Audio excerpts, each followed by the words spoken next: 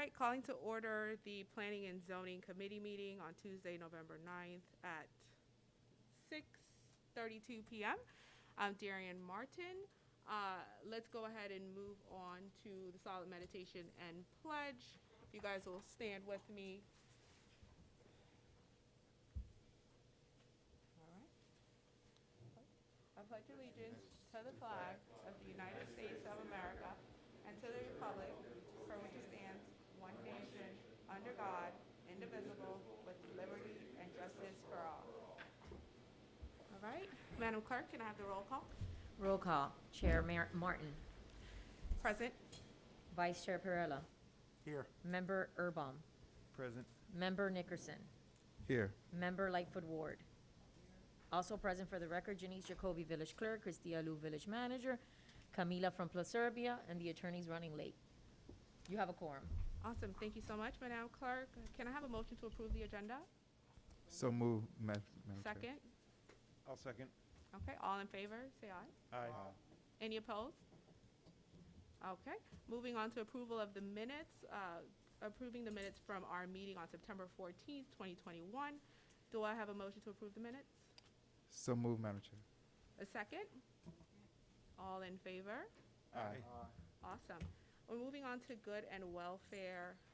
In the beginning of our meetings, we give any of the audience members an opportunity to come up and say anything that's on their mind about the items that appear on the agenda. Comments are limited to 3 minutes per person. Would anyone like to comment at this time? Okay.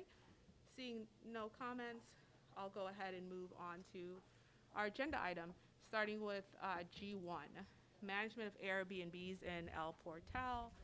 I think a reasonable way for us to proceed with the conversation is I will open up the conversation to the committee and council members. Then I will give anybody in the audience that wants an opportunity to speak on the topic. I'll bring it back to the committee and council members to hopefully provide some concrete feedback to either our village manager or village attorney on how we would like to proceed. Before we enter into the conversation, I do want to state that this is a conversation not about whether or not Airbnbs can exist in El Portal, because the Florida legislature has already decided that Airbnbs can exist. We are preempted from saying that they cannot. What we can do as a body is talk about reasonable ways to manage Airbnbs so that we protect everyone's interest in the situation. As far as I'm concerned, I feel like a reasonable way to enter into the conversation so we can move through it is just, first of all, starting with whether or not we as a committee want to regulate short-term rentals in El Portal. I'll go ahead and I'll start. For me, that would be a yes. I think that that's a reasonable route to take. I definitely am a proponent of owner's rights, and I think you can definitely do with your property what you would like to do. However, to the extent that what you're doing with your property is infringing on the right of someone else to quietly enjoy their property, I think that there needs to be some reasonable regulation. I think it's perfectly fine to, engage in this business endeavor with your property, but there are some limits. And I think we've all encountered residents that have had some serious complaints.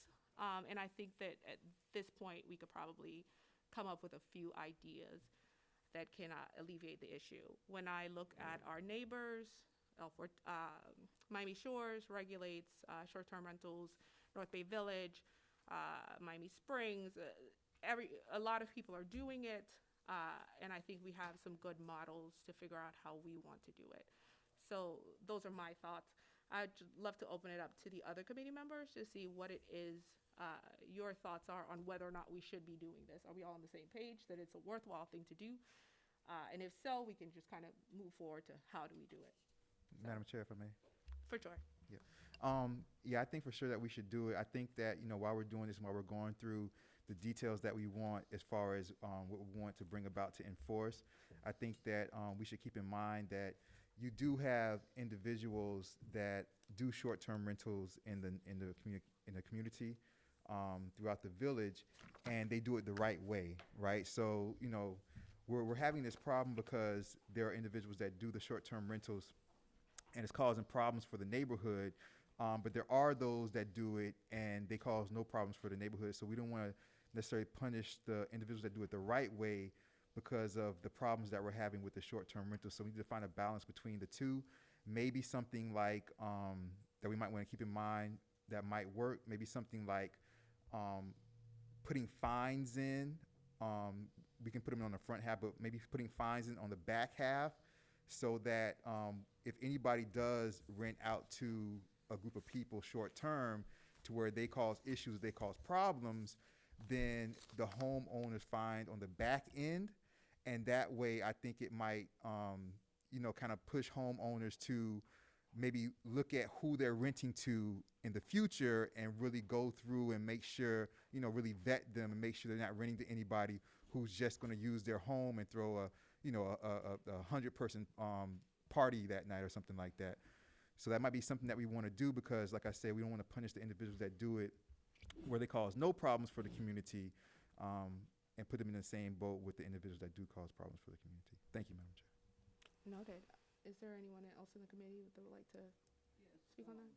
Madam Chair, we're just getting the ordinance, so until I can actually review it, I can't really comment in terms of what, you're just a nice man. Thank you.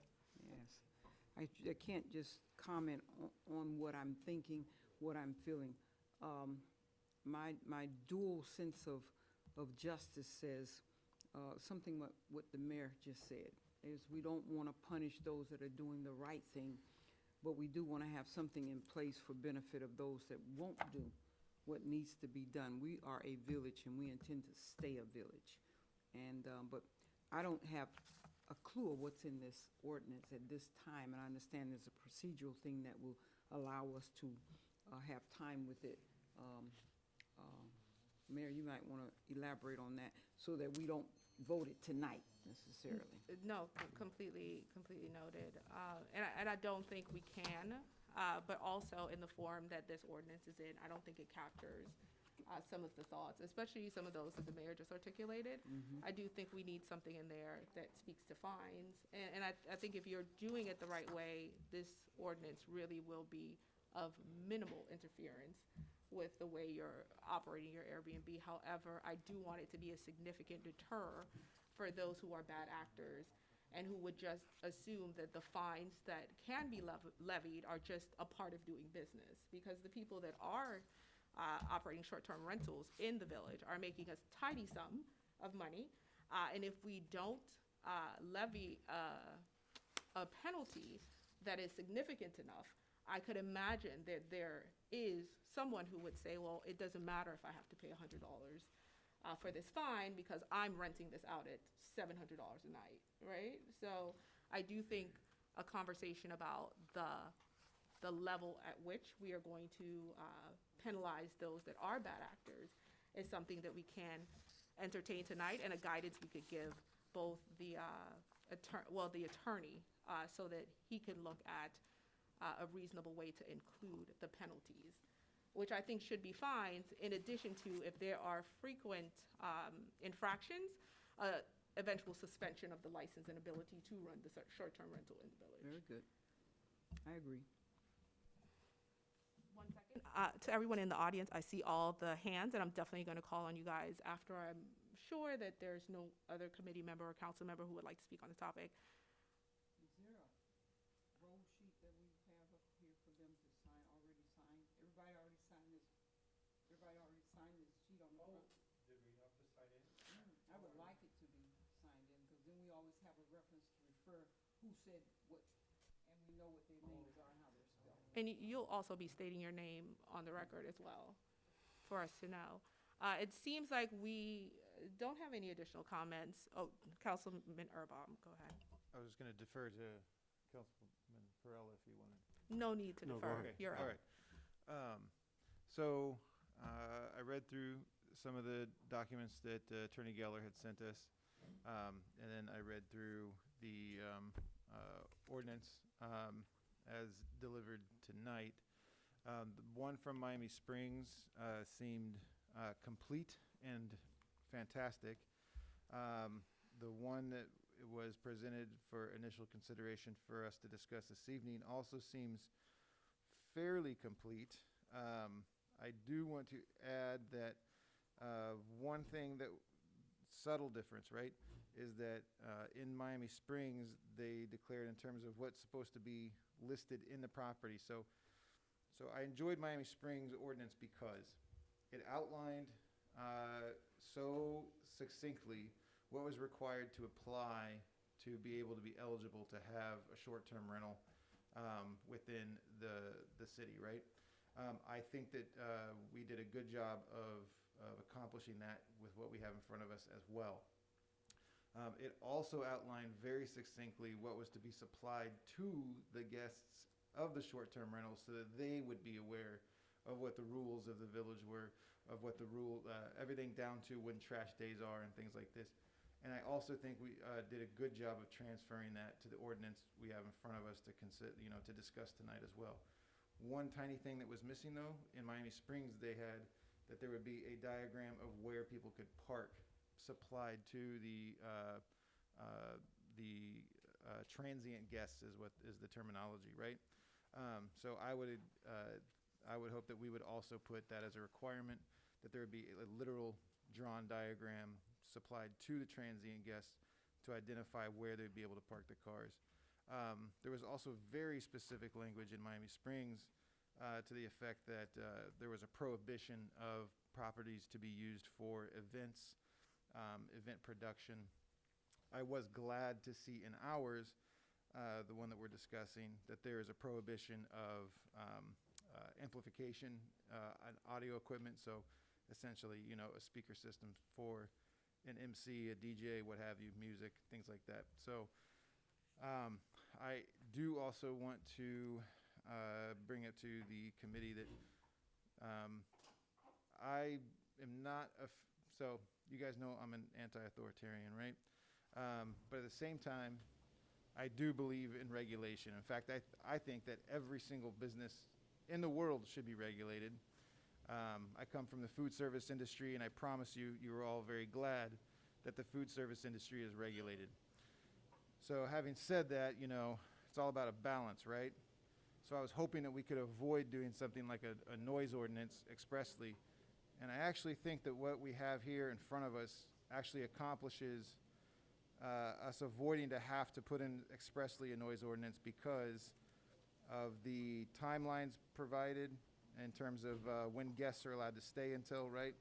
And the prohibition of amplification equipment. So I think we have enough here to be able to accomplish the regulation of events, which is very encouraging. So I was satisfied with the penalty structure.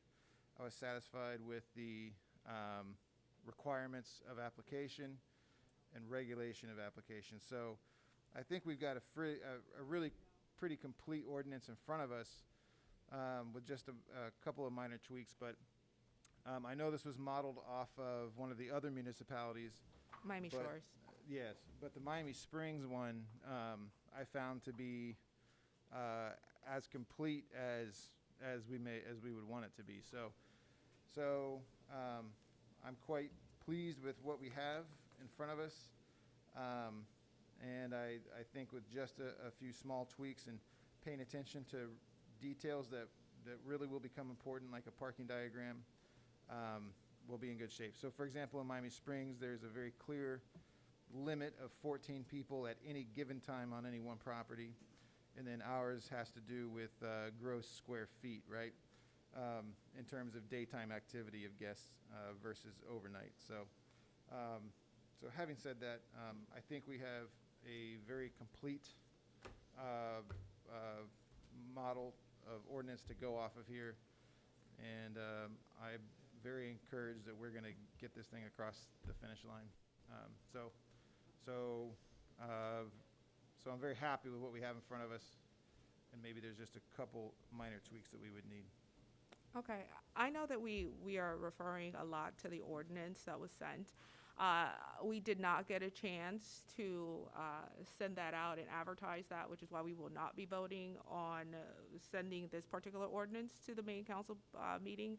However, I do want to ask our audience members if anyone would like a copy of that ordinance, if you could just raise your hand, and the clerk will come around and get that to you.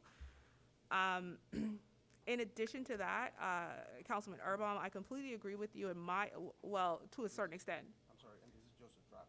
Yeah, this is a draft. I agree with you in a limited sense. I actually don't like what we have in front of us that was sent, and this is heavily modeled from the Miami Shores ordinance. I do like what's happening in Miami Springs, and I think the perfect outcome for us would be a melding of the two, because this ordinance needs to have teeth in it as far as what happens if you don't do what you're supposed to do, since what we are trying to address is the bad actors in this situation. In addition to that, I was wondering if there's a way that we could not codify that it's $750 and just say the fine that's agreed upon via resolution of the council, just in case there was a time where we wanted to either adjust that price up or down. I'm sorry, that's licensing, Huh? not penalty. Well, so I'm talking Licensing. about penalties, and now we're talking about licensing. Good penalties is actually by law, they have something that you cannot go above whatever. I have Yeah, to but you research, can't- I think you it's can't over levy- $1,500, a max of 5,000 for the Yeah, third. but you can decide Right. what level you want your Right, penalties to exactly, be. So let me right. clarify two things.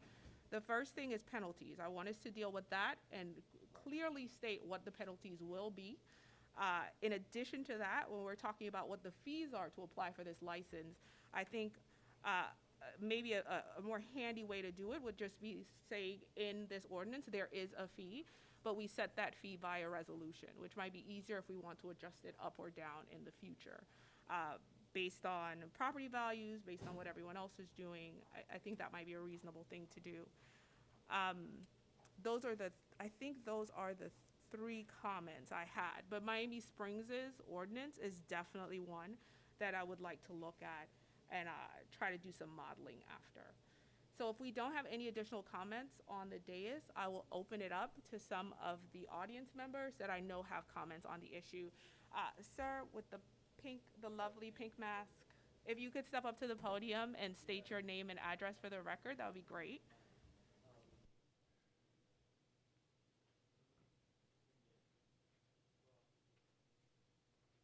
Hi, my name is Calixto Navarro at 335 Northeast 87th Street. I've been living here since 2008, and I'll make this real brief. I think most of you know who I am.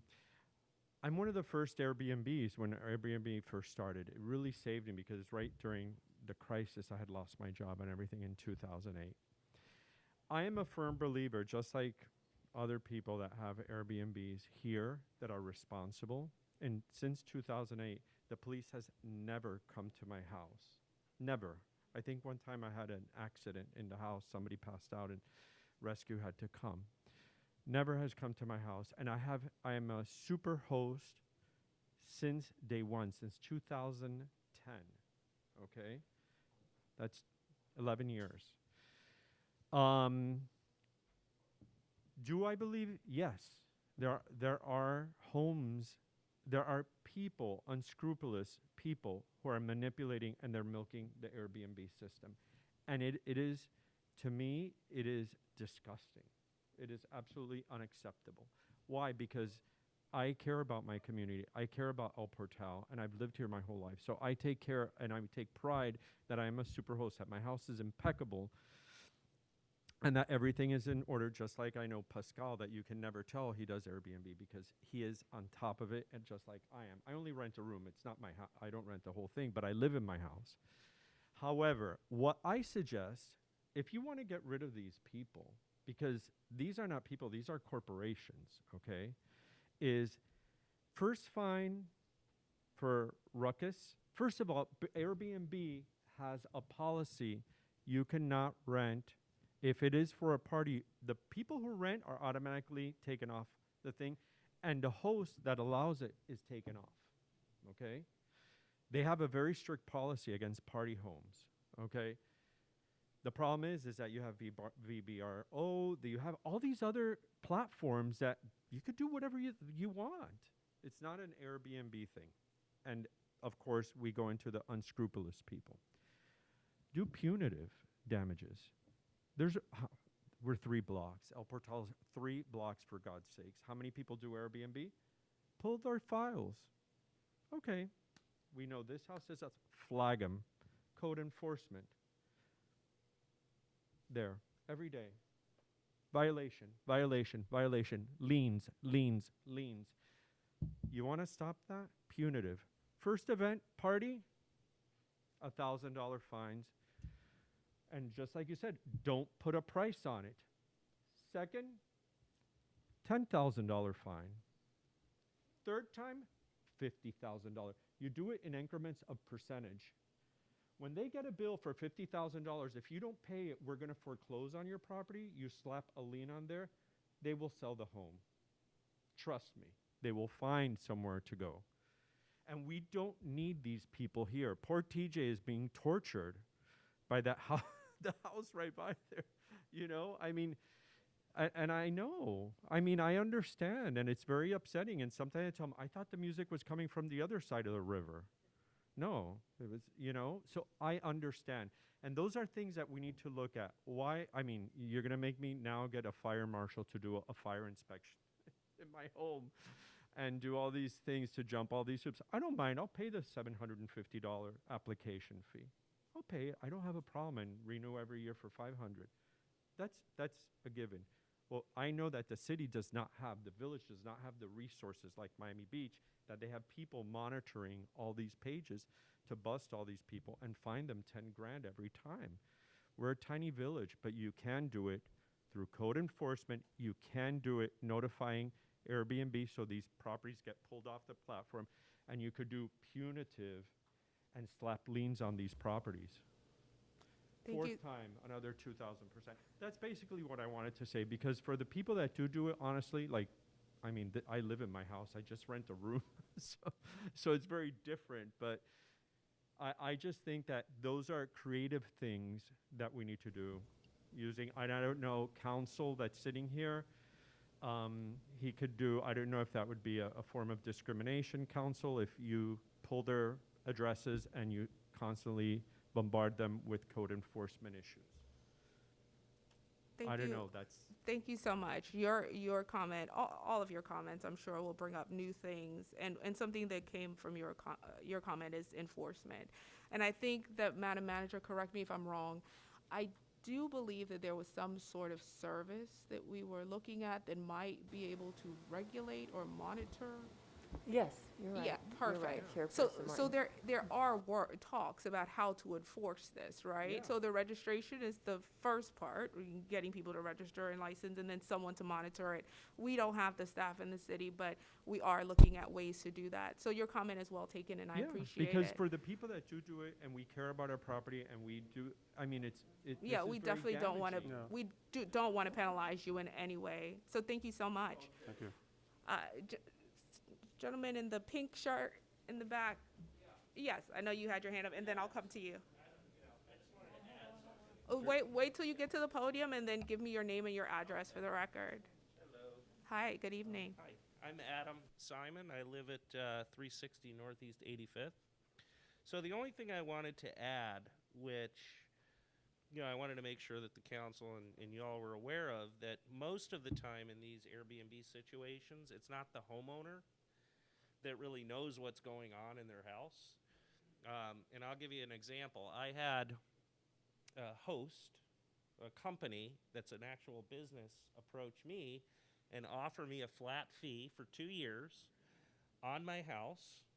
It was quite a handsome flat fee because they know the market, that on our street on the river, they can get $700-800 a night. So what they do is they come to homeowners like me and they say, we'll rent your house. We'll give you, $5,000-6,000 a month. And then they're now leasing the house out on a daily basis. I, as a homeowner, have no idea who's in my house. So at that point, a gentleman like who is just up here is different because he's renting his own space that he lives in. I could be in California, I've rented it out to a company who's now renting my house out for $800 a night, and I have no idea. You can't control, in other words, as the homeowner, you can't control who's in your house and who's not in your house because you're not managing it at all. So it's a little bit different than if I am hosting my own property that I can manage who's staying in my house and not staying in my house versus hiring a company to do it. So I just wanted you guys to be aware that in most cases, that's what's happening. No. So the homeowner doesn't know who's in their house.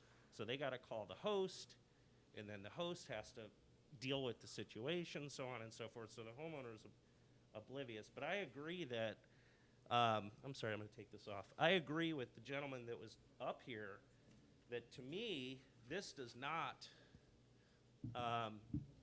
detract. So, you know, $750 is one day's rent. It's nothing. There's no fines, no major fines in here. You know, maybe it might be excessive, the numbers that he was talking about, maybe illegal, I don't know. But, you know, to me, this is like, you know, if I was getting $6,000 a month, I'd give you guys $750 and call it a day. It's like nothing. It doesn't prevent companies from doing what's happening. So that's where the portion that we were talking about, like adding teeth to this ordinance would come in. Yeah. As far as if there's one violation, it would be a sum. 2 violations, a sum. 3 violations, you're prohibited Yeah. from functioning as a short-term rental for a 30-day period or a 12-month period. So I think the teeth in it is the inability to function in this way, right? Right. So I think that's the first part. Also, you brought up something really interesting that exists in one of the ordinances I read. I forgot from which city, but it requires an affidavit from the actual owner. And I think that that's something that we need in our ordinance as well. And if the owner were to provide that, and still lease their house in this way, and the host then violated whatever ordinance was in place, then the owner then would have to bear the responsibility. Right, Because that- they have the ability to not enter into that contract with the host. Right. If they're unsure as to whether or not the host will abide by the rules set forth. So I think you brought up a great piece to kind of flesh out this ordinance a little bit, and I thank you for the comment. Okay, I you're welcome. appreciate you. Thank you. Sir with the blue shirt. If you could come up to the podium and state your name and address for the record, please. My name is Pascal Dupoul. I live at 177 Northwest 90th Street. Nice to meet you. I have one question and then a comment. One of the things in the ordinance that you guys are asking for is a business tax receipt from Miami-Dade County. What is that? Can somebody illuminate that for me? The business tax receipt, why is that? No, what is it? What is it and why is it in here? It's what we used to call an occupational license. Okay. So it's basically, that's what that is. If you're going to be doing business of some kind, the county and the village ask you to get what we've called an occupational I license. understand the They village changed part. the name. The county side. You're talking, is that a local business tax receipt? Yeah. They also have Because- transient and non-transient, and those are very important also. But the county only offers them from 4 units up. I'm sorry, I'm having trouble hearing you, sir. The county only offers those tax receipts from 4 units in one property up. There is no single-family home If it's, local business there tax is receipt no- in Miami-Dade County. we want you to comply with county law. If Right, the but county county doesn't doesn't, require it. sir, if the county has no requirement for your particular property, Right. then you're in compliance with the law. Okay, but this ordinance says I need it. It's asking me to get something that does not exist. Okay, sir, So all maybe we're you guys need to change the that. ordinance says that you are supposed to comply with the county law. No, If it says there I- is no requirement on their part for you to have it because of the size, I mean, this ordinance is not just supposed to cover single family. It's to cover all properties. I get that. We've been renting in El Portal and surrounding places for over 20 years, long-term rentals. We've done short-term rentals now for about 2. My issue with some of the questions of, hey, you need to be careful who you rent to. When I do a long-term rental, we do a complete background check. We run your credit report, we run a background check, we talk with your employer, we do all that stuff. And even with that, over 20 years, we've had some tenants we'd rather not have. With Airbnb, the only thing I see is that a potential guest has given them a phone number and that their name matches an ID that Airbnb has on file. That's all I see. I have no idea who that person is. I don't even know their name until they book, because Airbnb is scared that I'm gonna prohibit against a culturally different sounding name. So the only thing, I can't do anything until a guest actually shows up on the property. We don't want parties in our house. We don't want the trash, we don't want the noise, we don't want the complaints with neighbors. But Airbnb does not allow me to even figure out if that you said, oh, you need to vet your people. I would love to. There is no mechanism that Airbnb, VRBO, any of the other people give me to even let me know that. The first sign of a problem I'll have is when my neighbor calls and says, hey, there's a bunch of kids on your property and there's a keg outside. That's the first time I'll know about a party. No, I completely understand that. It's just when you, and it's tough to deal with, right? Because I understand your frustration on your end. But I think having that 24-hour, 7-day-a-week designee, someone that your neighbor can call and say, hey, there's a party going on, and having that person have the ability to come over and say, you need to stop this party. The host is not okay with it. You shut it down. I think that's what we want, is we want owners to be vested on that level where you will stop it. And I will guarantee you, as someone who knows a lot of people who use Airbnb and Vrbo and the like, once that person leaves that review that says, we had a party and it got shut down, people will not rent your space for Like those Calypso purposes. said, Airbnb shuts those people down as soon as they possibly. If I call Airbnb and say, here's a party, here's the proof, they'll kick that guest off the platform. My problem is if you guys say, hey, the first thing, there should be a fine, first time I'm going to hear about it was when that noise complaint comes in. And hopefully you catch it before we come out there. But if we do come out there, the first fine, I don't think the first fine will be excessive, because we understand the limitations. But when you get to the second and the third fine, then the owner then has to think about, how can I regulate within the realms of what Airbnb and these platforms provide, how can I regulate who is using my property and the way they're using it so that I do not incur those I fines? understand that on a long-term rental because I have the same person in there for multi-years. He parties, I come over, I tell him you got to stop, he does it again, I come over. With an Airbnb guest, the second offense would be the exact same problem I have on the first offense. I don't know that person.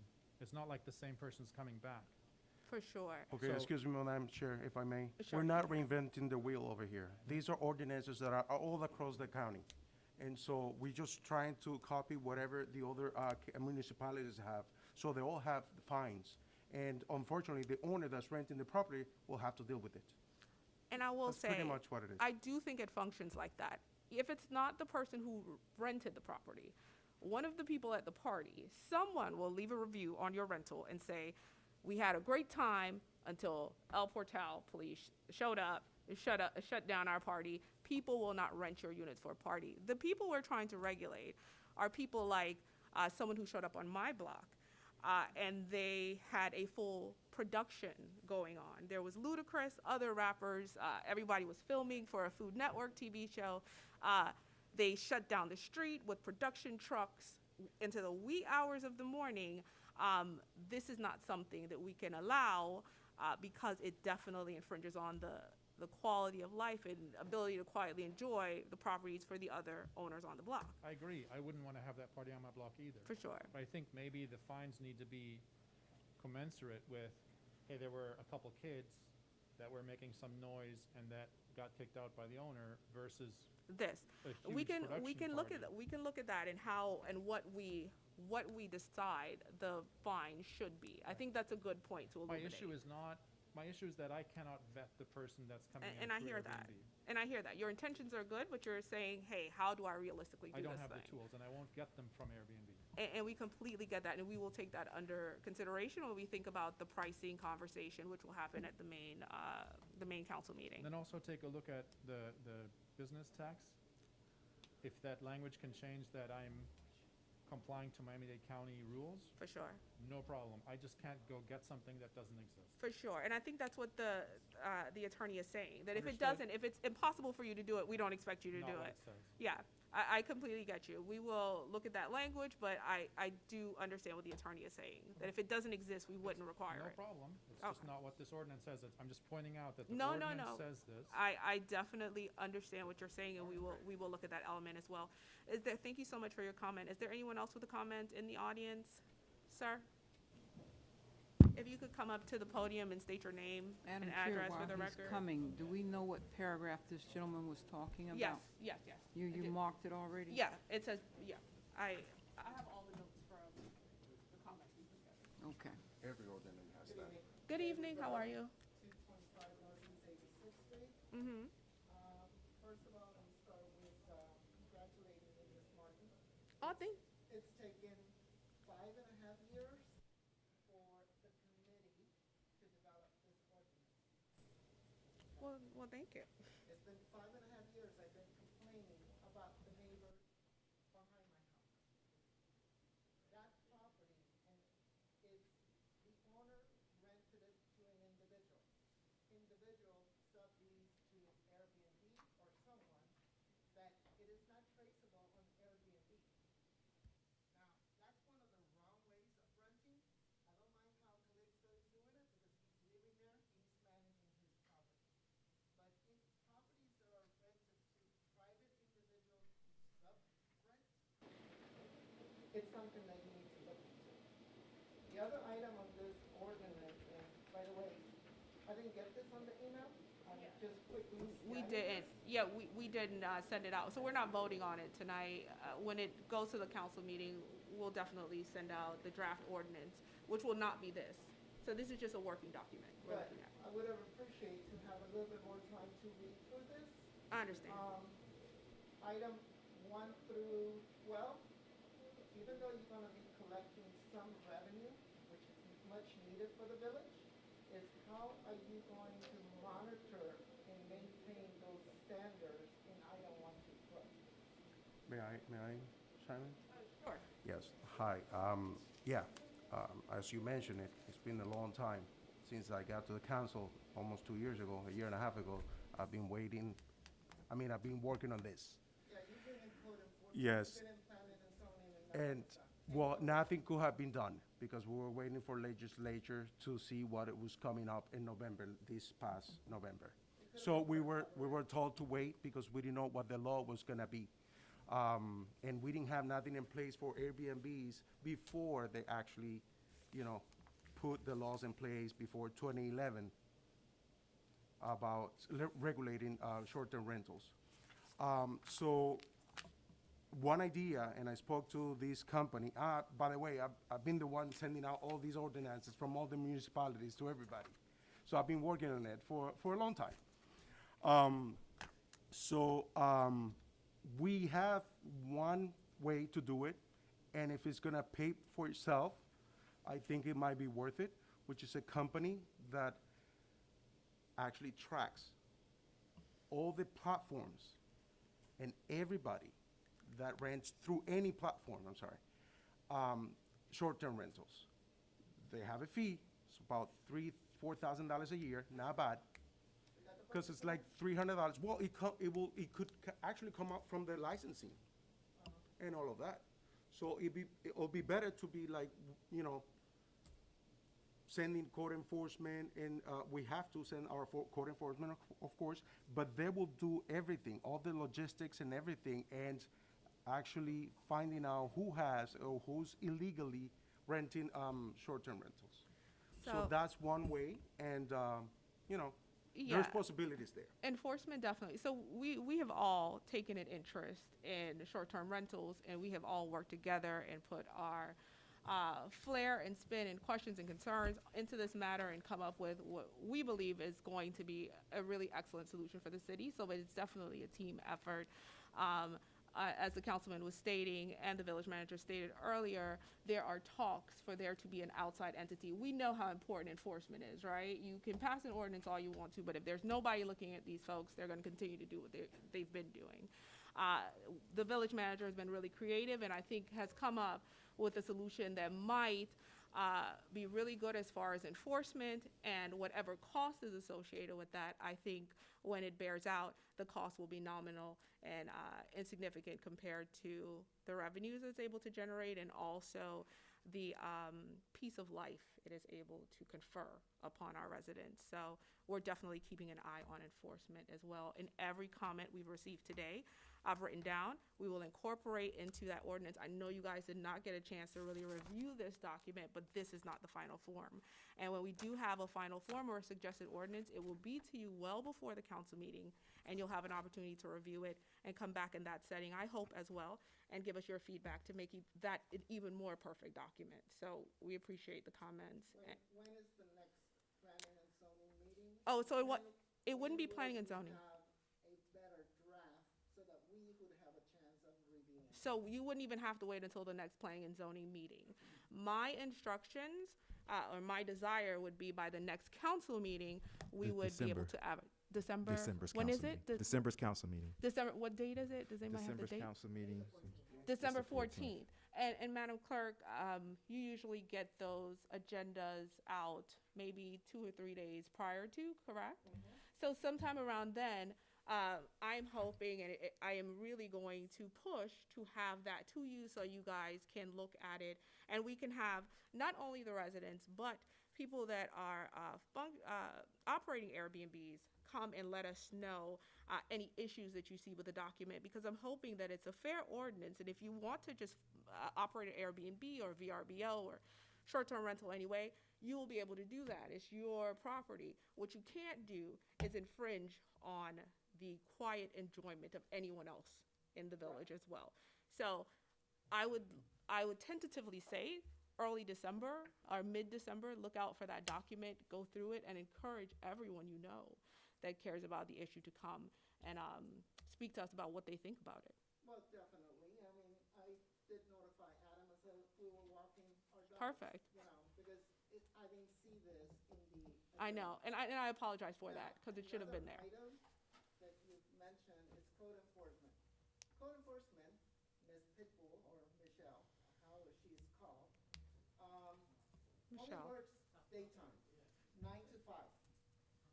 Not on the weekend, not at night. We have a very limited police force that cannot deal with Airbnb complaints versus a traffic accident on Second Avenue. The last time I called, it was a new police officer, which I addressed it with Chief Magnuson. I gave the erroneous address on an odd number instead of an even number. That cop calls me back and said he didn't find the house. And the noise was going on so loud. Having a cannon blasted at 3, 4 o'clock in the morning. Having music and lights on. I have hurricane impact windows, which are very soundproof, but I could still hear that noise. And the same thing happened with a party house on 85th Street about a month ago. No, I understand, and that all goes to enforcement and what we're looking at as far as being able to be responsive. And I think the registration piece helps us with that. Having a 24-hour day, 7-day-a-week person that we can reach out to as well to mitigate some of the issues. But we're thinking about all of those things. And I appreciate your comments. I always appreciate your comments. Thank you so much for this one tonight. I appreciate you. Thanks. All right. Okay, so moving on, I think that was it for the, okay, one more comment in the back. And also, we're gonna limit these comments to 3 minutes. That's what's stated. I've allowed some people to go over. So if you wanna go a little bit over, that's fine, but we're gonna try to consolidate it.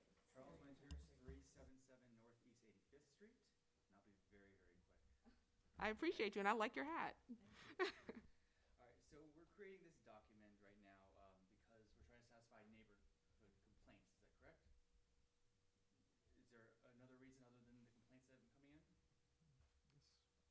That's a big part. That's part of it. Okay. The problem was That's part of it. The problem's been evident But the problem is even you without can complaints. complain about it, right? If no one was complaining, we would be talking about this. No. No, we've even had council members Not my who've case. been, yeah, yeah. All right, so just listen to you guys speak about different ideas for this document that you're going to create. A few things came to mind. One is you have a lot of upset neighbors that have to deal with the party houses. And let's say you do find this house that's $10,000, but there's still the neighborhood, 10 houses around it had to put up with the party that night. Is there a way maybe that if you do find these houses, you can give a lot of that money to the neighbors around that house that had to put up with it? It would satisfy both needs. You would find the person, but you'd also appease the neighbors at the same time, therefore creating this equilibrium here in the neighborhood. Maybe? All right. Something to think about. The last thing I want to say is I just want to also make sure that whatever you guys decide, don't create a precedent that can actually also hurt the businesses, the local businesses here in El Portal, because sometimes these laws seep through like bad sewage and hurt other businesses that have nothing to do with it, but because the laws kind of like intertwine, it can also hurt them. So just keep that in mind when you guys are doing all your good work this week. That's it. Sounds good. Thank you so much. We appreciate you. So I think that was the last comment on that one. I'll bring it back to the council. Does anyone else have an additional thing to say? Councilman Erbaum? Oh, go ahead. That's Okay. fine. All right. So, yes, the public comments, I think, reflect, certainly what a lot of our concerns were in terms of how we arrived here. So this keeps bringing me back to Miami Springs as an example. So, in Miami Springs, they have incredibly clear rules for registration, including language that would limit any application to owners, essentially owners who are listed on the title of the property as being the only people allowed to enter into the application. It has language that essentially prohibits the subleasing aspects or the outsourcing of these of the actual booking and things like that to third parties. In addition, the responsible party language in the Miami Springs ordinance is wonderfully clear. They require that a responsible party live within 30 miles of the site and be available 24 hours a day, 7 days a week, and able to arrive on site within 2 hours. In terms of that, listening to resident Calixto, understanding that Attorney Geller, we may need some clarification on what the options would be in terms of everything from a discount on application for someone like a superhost or someone who can verify long-term good standing. In addition to that, I have here, is it possible that we have two separate applications, one for an owner-occupant application, someone who's renting a room in their house and they live there, versus an absentee owner applicant who is not living at the property but is essentially renting the entire property on a short-term basis. I don't know if there's any wiggle room within the guidelines from Tallahassee on whether or not we'd be able to do that, but I'm curious to know if having two separate applications, thereby creating essentially two tiers, an owner-occupant application tier and an absentee owner application tier, might be something to make it more equitable for the different styles of these activities. In addition to that, I do agree that subleasing is an issue, but again, I find that the language in Miami Springs ordinance is very prohibitive in terms of allowing anyone to sublet or even a third-party entity to be able to govern that. To resident Charles' comment of distribution of the fines to the surrounding residents, I would be concerned about that because now you're incentivizing residents to act in bad faith against neighbors for a monetary gain, right? So I think that would be disqualifying on that, although I think the reward to the neighbors around these properties would be that we successfully have mechanism for enforcement and monitoring. That would be the reward to the neighbors, I do believe. Resident Adam had said, was concerned about corporate disregard for fines, and that maybe someone like an owner-occupant now is completely devastated by a large fine, right, for something that might be out of his control because, again, they're not aware of who the resident is until they arrive, while a corporate entity might disregard or even scoff at even significant fines. That needs to be very seriously considered in terms of the language that we have. And so, with all of these issues in terms of what was lacking and kind of what we had in front of us tonight, I kept going back to the Miami Springs ordinance. And my only concern is that I'm going to find out that the Miami Springs ordinance was made before 2011 and has things in it that we can't do. So do we have any knowledge? This year. It was 2020, Okay. 2021. All right, so that is wonderful news. I really, for all of these concerns that were raised, I really did find that the Miami Springs ordinance seemed to have an answer for every single issue raised tonight. So in addition to what is in the Miami Springs ordinance, which for me is now the gold standard based on what I read through in it, I would just be curious to know if we have the ability to create two different application tiers, one for owner-occupant, one for absentee owner. So, I certainly am excited to get to a point where a house almost 2 blocks away, a block and a half from my house, would stop holding large events as well. So that's where I'm at with all of this. I have registration, license, and regulation. I have monitoring and enforcement. And if we can accomplish those in clear language, which I do think we have a model in front of us here that has incredibly clear language, then I think we're going to be in good shape. Sounds good. Mr. Mayor, you had a comment? Yes, thank you, Madam Chair. I appreciate that. I just want to say, first of all, well, thank you, Vice Mayor. You went through a bunch of things that we have that I also have in my notes. I know Vice Mayor brought up about the parking diagram, 14 people limit, general information about like trash and things like that he also brought up. Madam Chair, you brought up what happens if you don't do what you're supposed to do. So we spoke about penalties, fines, including liens, increasing penalties and fines, first violation, second violation, third violation. A resident spoke about how fines should be priced according to the cost of the disturbance. If somebody was doing something like what you described, Madam Chair, shutting down the street, having a huge party, that's different from a couple of teenagers, as he said, that are causing a small disturbance. We should maybe look into that. Fines priced according to the cost of according to the type of disturbance it is. We spoke about fees, licenses. Those are going to be set by the resolution. Application fee, of course. And when we spoke about application fees, as Vice Mayor, as you said, we went through the owner-applicant application versus the absentee-occupant application. We also spoke about licensing each additional room in the house. Should it be like that? Like, should we look at each additional room if you're doing a short-term rental? Should they be licensed, differently? Not differently, but separately. And also in the ordinance that we have, we should really take a look at the denial of license. That's section 5-72. There's a lot of important information in there as far as denial of license.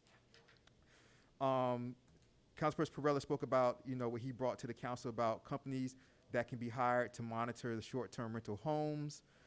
And we also spoke about, Madam Chair, the affidavit, from the actual owner regarding the contract between the host and a short-term renter. I do want to say before we stop here also that you guys, this ordinance, as the chairperson Martin, kind of told us, this ordinance, as you guys saw it today, we got it today also. We got it today. So what happened was when we got it today, I spoke to everybody. I told them, look, because when we have something, in order to vote on anything, we have to have it 48 hours ahead of time, because we need 48 hours for advertisement for anything that we're going to vote on as far as the document goes. We can vote on things that don't have documents, right? So if there's something that just a agenda topic, we can vote on an agenda topic. But if it has a document, we need at least the 48 hours.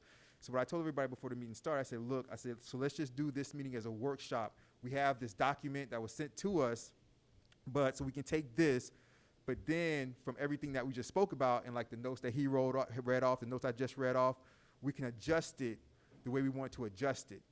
We can still pass through, so it doesn't have to come back to committee. We can still pass through the idea that we want to have a short-term rental ordinance. That's what we're going to pass through. So then we fix the ordinance before the council meeting, so it doesn't have to come back to another committee meeting, because it only take longer, all right? Now, when we pass something through for an ordinance, we need at least 2 weeks before a council meeting to put it through. Our next council meeting is next Tuesday. That's 1 week. That's why I told the chairperson December. That's why I whispered to her December. It can't go November, so it has to go to December. All right? So it'll be the December full council meeting. Awesome. Let me just say this also, as far as, and JR brought up a good point with enforcement at nighttime and things like that. There's a couple of things that that we've been looking into, and code enforcement. What I prefer to do, and what we're going to be talking about in the future, Madam Manager, what me and Benjamin have been talking about, we're trying to kind of put all of our different areas throughout the village. We're trying to put them under one professional company so that we don't continue to have the problem where we hire these people individually, and when one person leaves, then we just don't have that person anymore for the next 3 weeks, month, 2 months. Right now, we don't have a code enforcement person. But if we had a code enforcement, if we had it under a company like CAP, then as soon as one left, we have a new person in the next day. I've been talking about that so that El Portal doesn't fall to the wayside every time somebody has to leave and find a better job and things like that. We need to professionalize every single employee in this village through a professional company. Now, the reason why I bring that up is because when we do that, we can ask them how much it'll be, Madam Manager. If we do have a code enforcement person, maybe they come only Friday and Saturday nights. Maybe the cost of that addition is not that much. Also, at no cost to the villagers, myself and the Madam Manager, and the council, we've also put aside money that we got from Washington, D.C. for more police officers. I'm going to be bringing that up at a future meeting. That's coming up really soon. So we have that also from money we got from Washington, D.C. to hire more police officers. So that is also something that we'll also add and kind of help out the individuals at nighttime, because the money that we have is to hire more police officers at nighttime. And for those who live here, you guys understand why.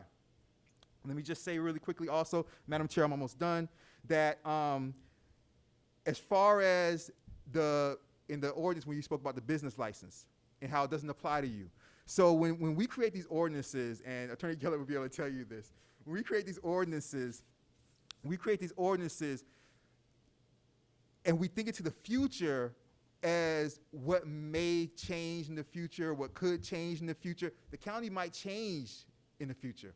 They might change the way they regulate things. They might change what deserves a license. If it doesn't apply to an individual, you look at it like it's imaginary ink, like it doesn't exist.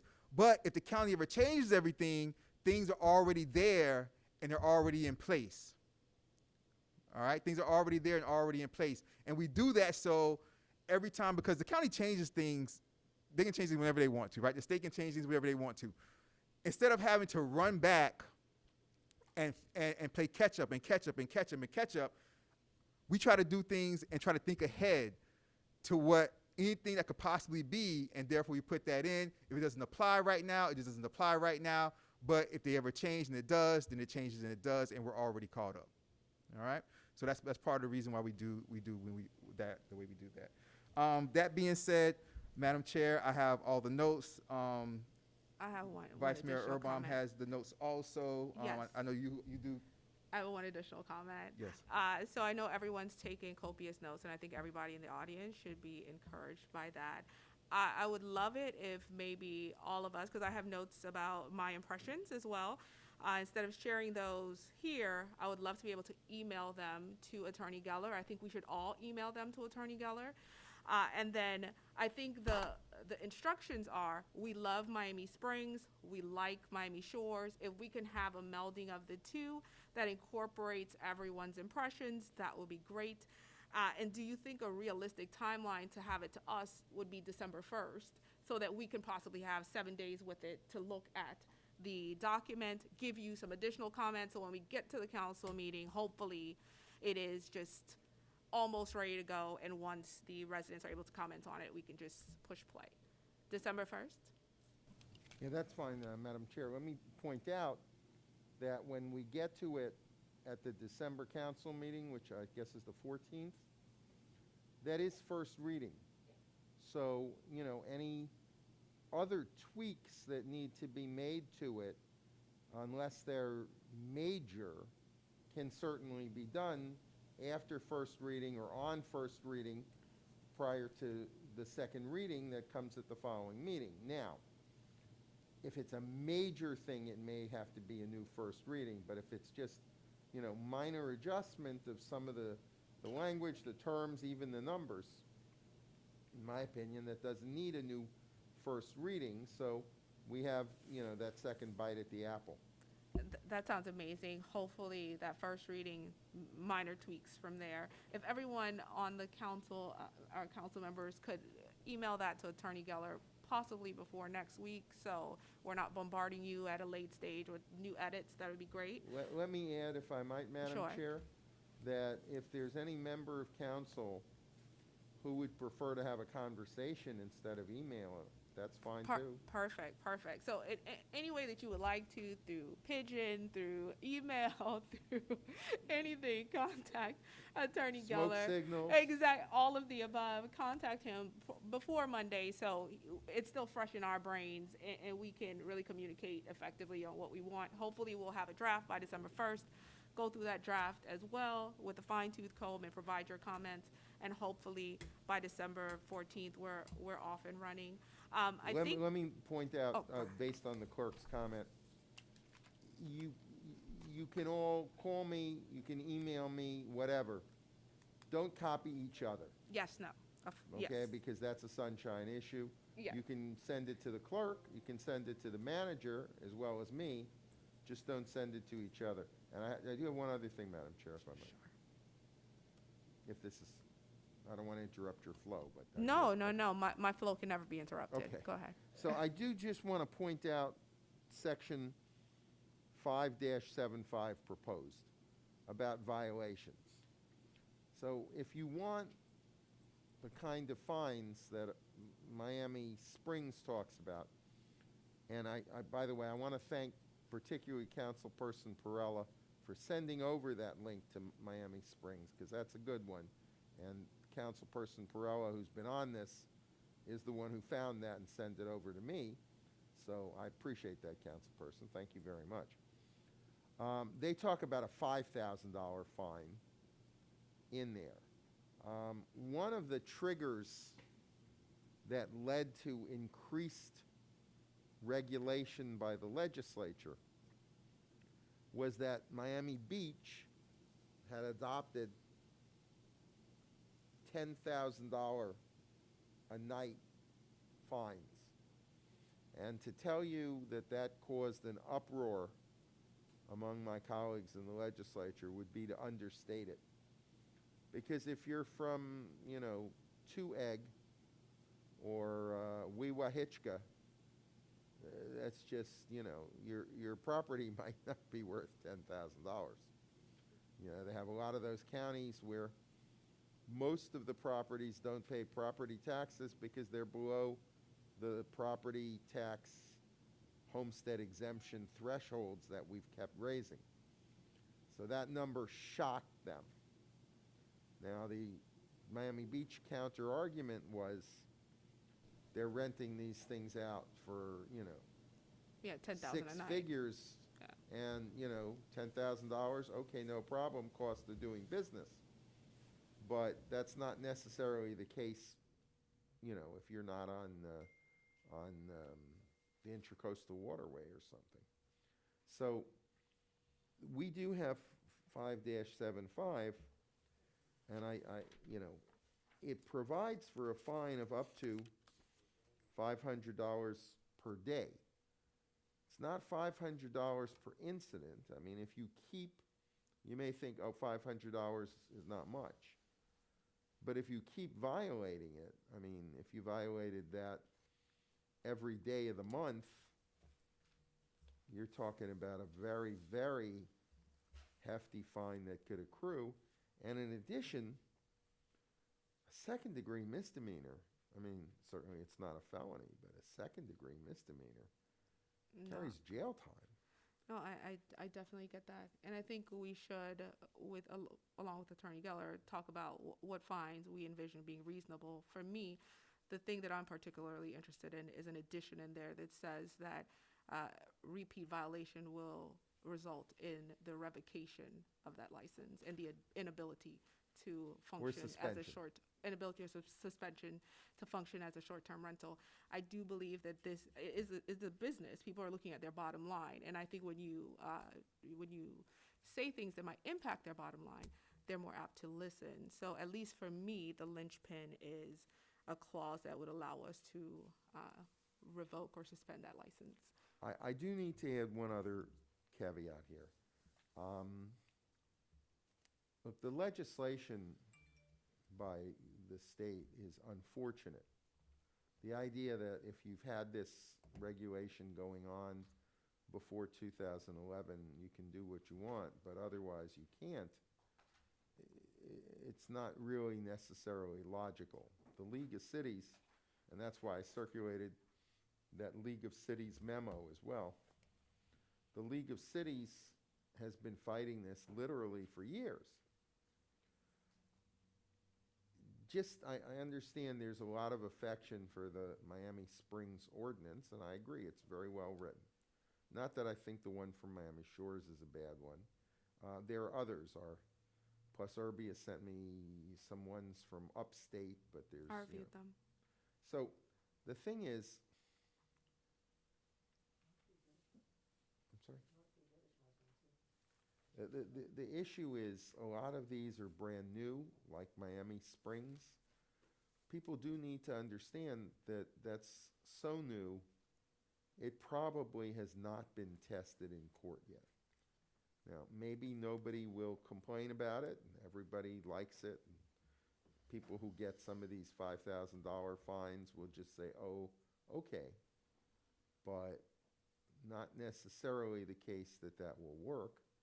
The fact that, as Councilperson Perella also mentioned, that the law has been changing even over the last couple years, and there have been some real serious attempts. It's not accidental that all of a sudden a lot of municipalities are adopting these, but we do need to understand, we had this conversation about another piece of legislation. People don't have to accept these, and when something is a new law, a case is what we call a case of first impression, because there isn't precedent for it, because the law is a brand new law. So we can certainly adopt an ordinance, and we can certainly hope that it will stand, but if challenged in court, I want to be clear, I can't say, oh, if we do this, we're good to go. People have a right to challenge these. Miami Shores is a fairly recent one. Miami Springs, we know, is a new one. And we could be on the list of people to be challenged, particularly because if Miami Beach or City of Miami does it, they have very big legal departments, and they're prepared to resist lawsuits. Somebody looking to pick on a weaker opponent could easily challenge us because we're viewed as a little bit easier to attack. Now, we will vigorously defend anything that comes up, but let me say, for instance, Vice Mayor, that the notion that we might start treating property owners differently based on their residence, I can't tell you it's illegal because I haven't seen a case where a city tried to do that and they lost. But I don't want to add anything in while we're trying to deal with this situation that so many of our residents want us to. I'd rather not be too creative in coming up with things that would be subject to attack. So, like I said, I'd hesitate to say, oh no, we can't do that, especially in case you may decide to do it. I don't want to announce in advance that it's legally suspect. But the more we stick with what other people have done already, and there's plenty of tools available to us using that, the less likely it is that we'll be picked off. Well, I think if we had a viable avenue to revocation of a license, that would probably eliminate the need for a split application. So if we had an avenue to revoke a license based on, a number of violations, or, if that was an equitable thing that we felt was strong and would resist challenge, then I don't think we would need the separate application system at that point then. Okay. Well, take it. anyway, I'll look for comments from everybody. Obviously, I'll be consulting with the manager and clerk as well. Sure. And, we'll try to get something turned around to you right around the 1st of December. That would and be awesome. give you a chance to look at it, let the residents look at it. A lot of ideas here. There are other cities. For instance, Councilperson Portel appointed me to Palmetto Bay, but I didn't see that one. It didn't pop up, which, I'll talk, their city attorney is a friend of mine. I'll ask him what The they have. and see clerk if we can also get it had a done. good point with North Bay Village. They passed their ordinance, I think, in 2016, and there's They've had their their fine ordinance, I'm structure sorry? in 2016. So I think they've been doing it since 2016, and their fine structure is similar to something that I would like to see. So North Bay Village might be We'll take a a look there as reasonable well. one to look at as well. So thank you, Madam They always Clerk. have a warm spot in my heart, North Bay Village. I have a- So, I have a procedural question. sure. In terms of second reading, would a second reading be eligible for something like a special meeting? Or are we required to wait for an official full council meeting at the end of January for a second reading? You're not required to wait for an official full council meeting. Okay. However, you do have to comply with advertising And notice, requirements. yeah, which is 2 But weeks. considering that the December meeting is going to be held roughly 2 weeks early, Right, that would probably mitigate any advertising issues. right, okay. Okay, so I think we have our next steps, and I think everyone should be squared away on how we'll proceed on that. Thank you so much for the conversation. Thank you so much for the comments. This was great. I think we'll move on now to G2, sign standards, and it'll be presented by Camila from Placerbia. If you could come up to the podium, please.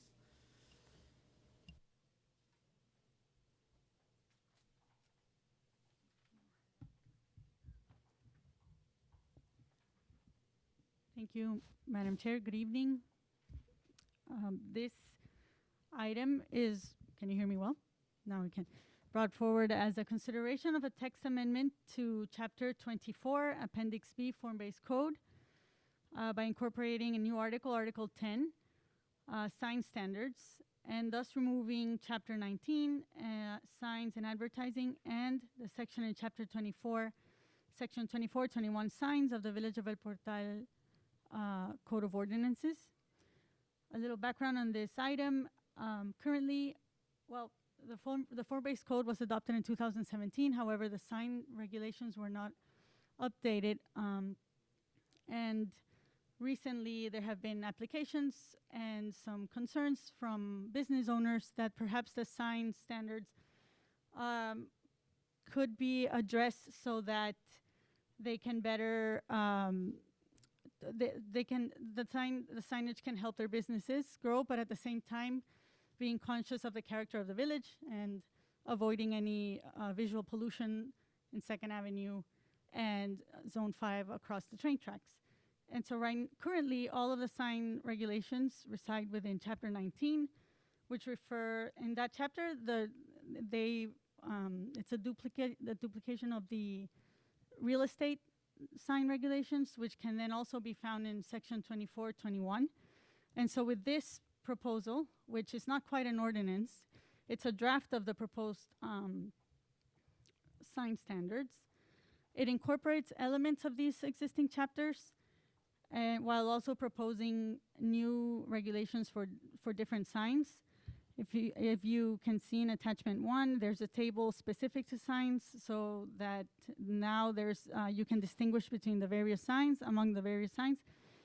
And attachments 2 and 3 are the existing sign regulations, and we have crossed out for reference the items that were not carried over or that were modified.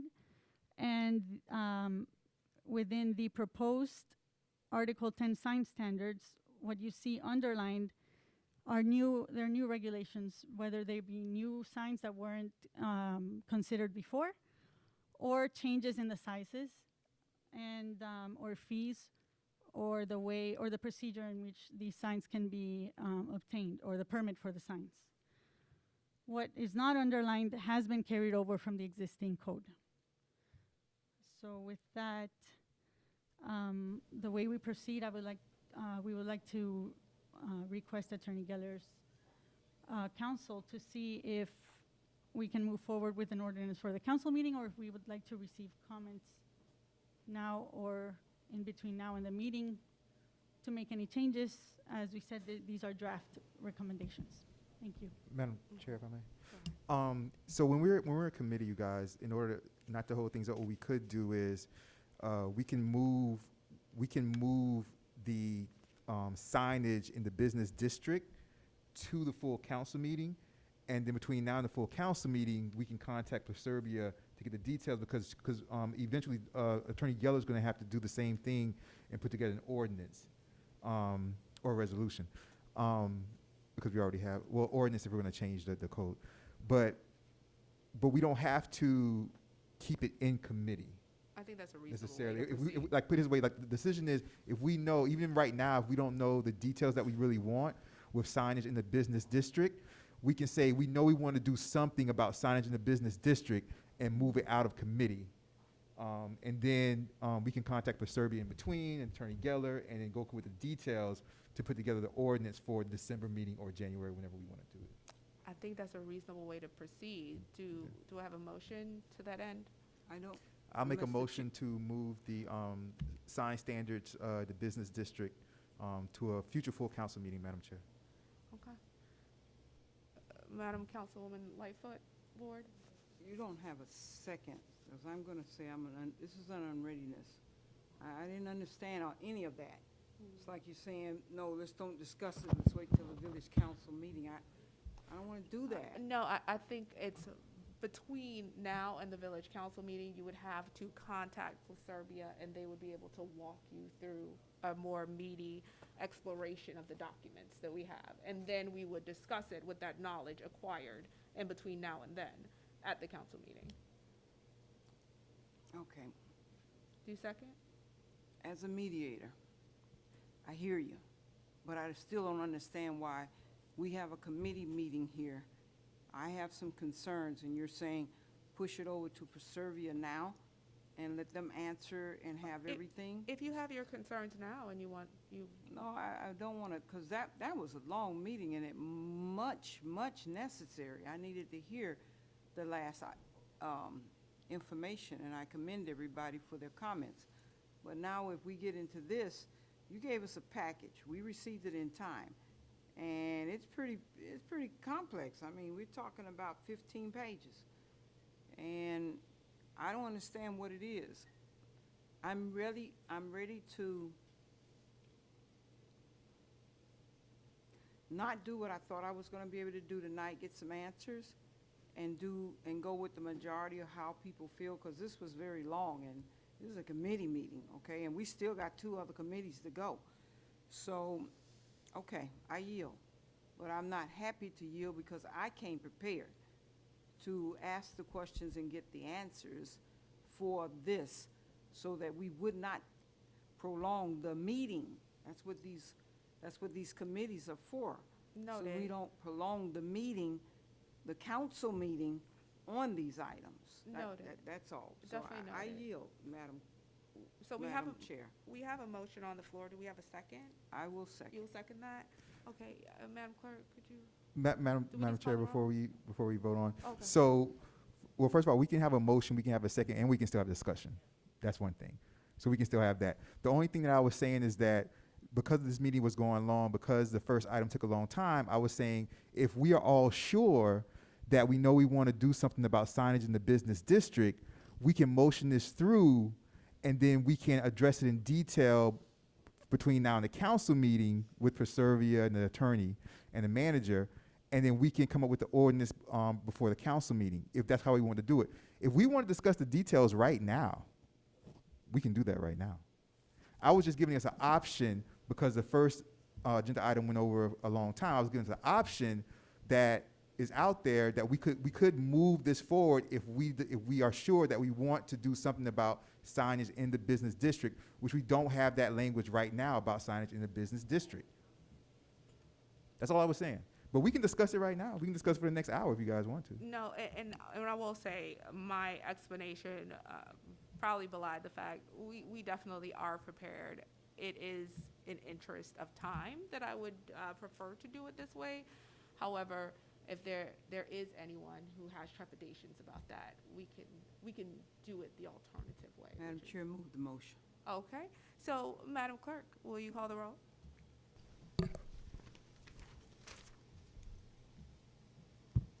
Roll call. Member Lightfoot Ward. Yes. Member Nickerson. Yes. Member Erbaum. Yes. Vice Chair Perella. Yes. Chair Martin. Yes, Motion passes 5 to none. Madam Chair, if I may. you definitely can. Madam Chair, just for procedural reasons, just because we did this one like that, can we do a motion and second to move the short-term rental to a future council meeting also? Okay, sure. Does anyone want to put forth that motion? I'll make a motion. Sorry, I'll second that, Madam Chair, to move the. You need to give it a date. For the December 14th council meeting. village Both council of them? meeting. Both of them, yes. Correct. Okay. And I'm seconding that. So there was a motion. And it was seconded by me. Motion by Councilperson Lightfoot.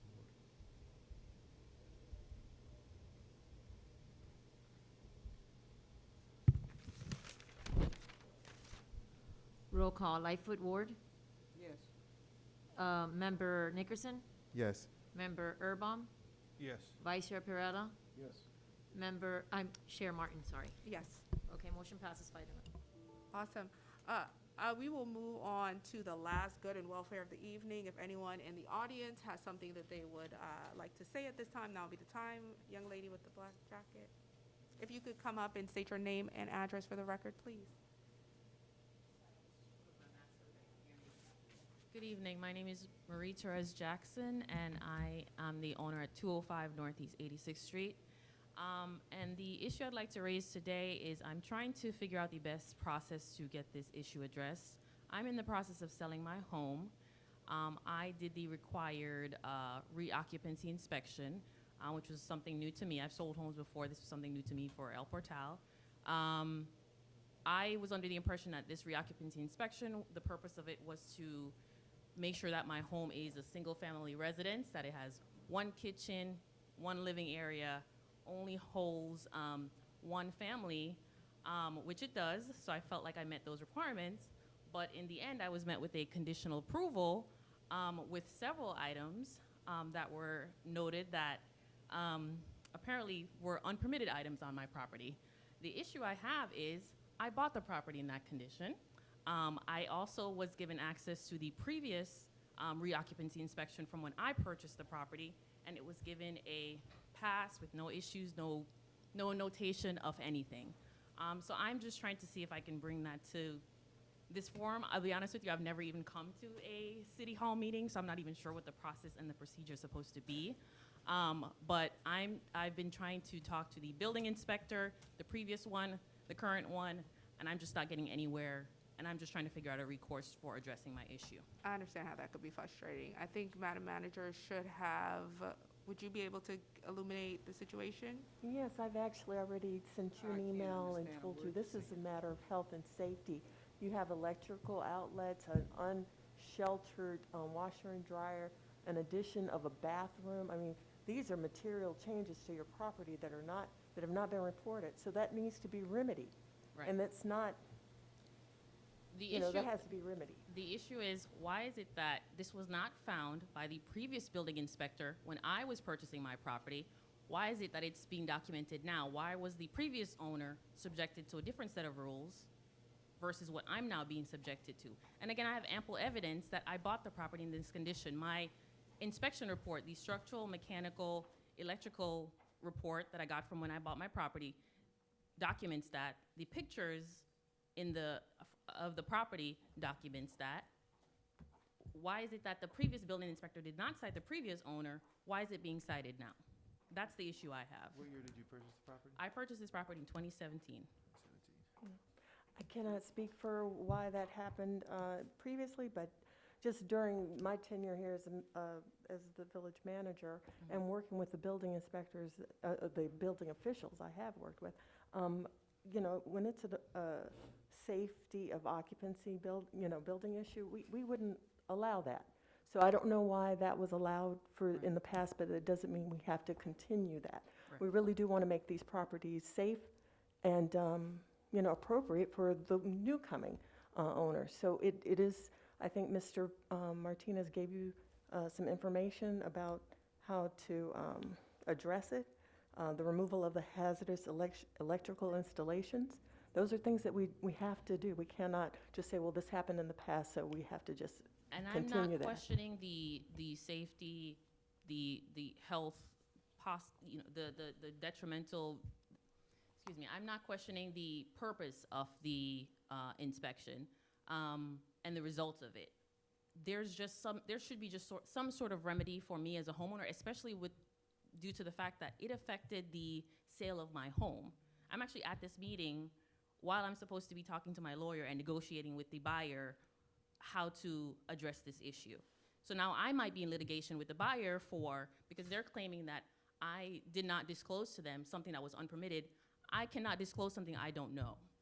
Excuse me, could So you how is remind me this- of your last name again? Jackson. Ms. Jackson, I understand how frustrating this could be. Right.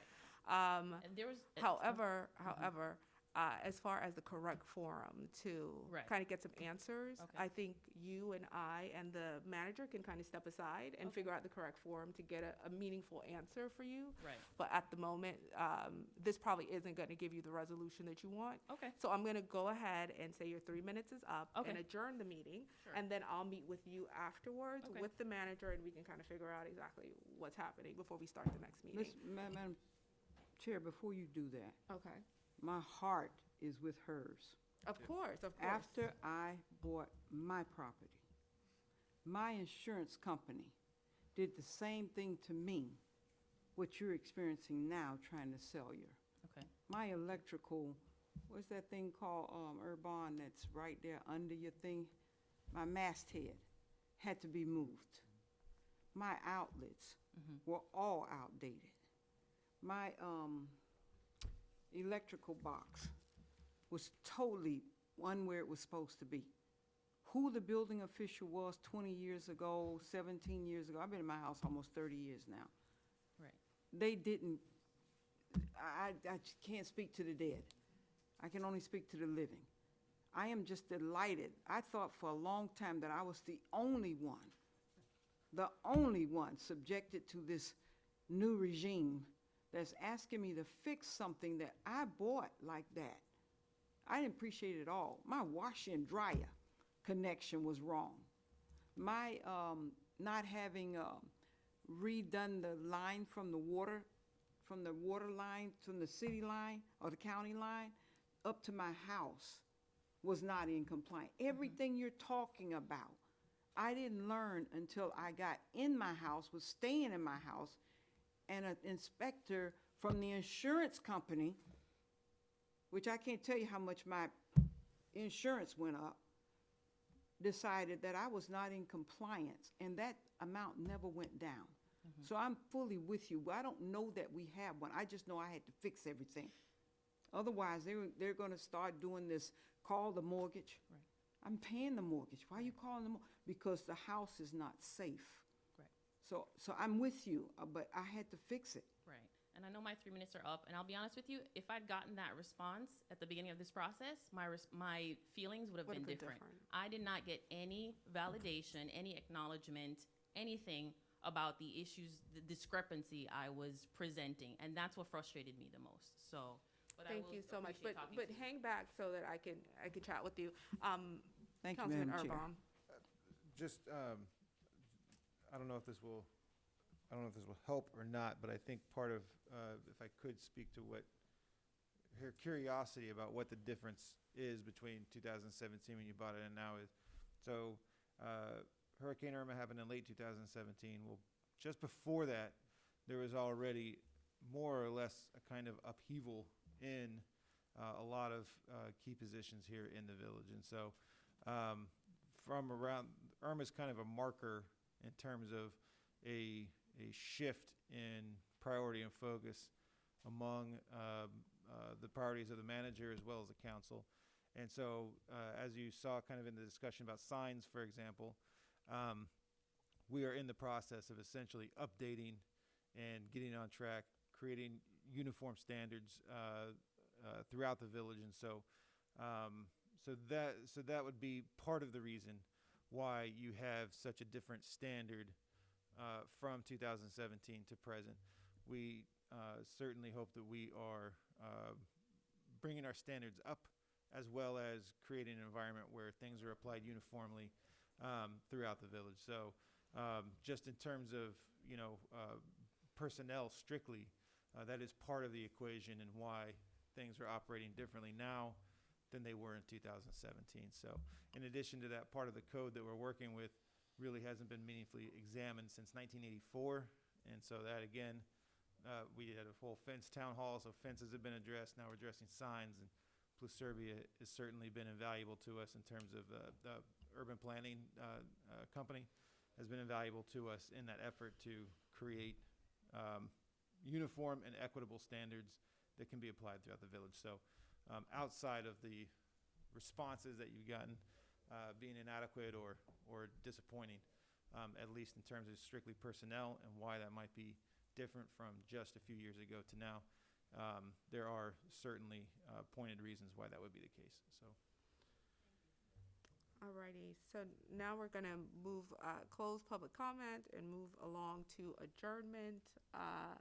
I am adjourning the Planning and Zoning Committee meeting for Tuesday, November 9th at 8:04 p.m. Do you have a motion to adjourn? I'll move to adjourn. Do I have a second? Planning and Zoning Second. Committee meeting. All right, all in favor? Aye. All right, it's adjourned at 8:04 p.m.